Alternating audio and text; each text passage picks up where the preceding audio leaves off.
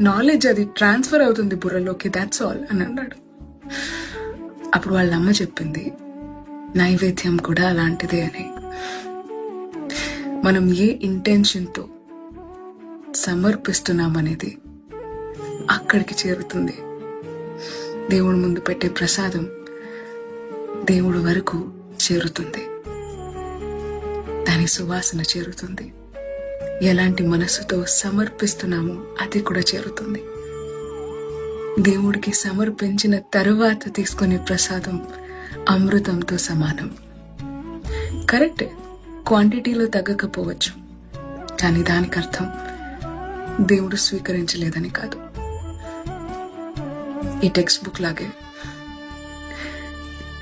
అది అక్కడే ఉంటుంది, కానీ అందులో ఉన్న భావన పై వరకు చేరుతుందని చెప్పిందంట. చిన్న కథ, నచ్చిందా?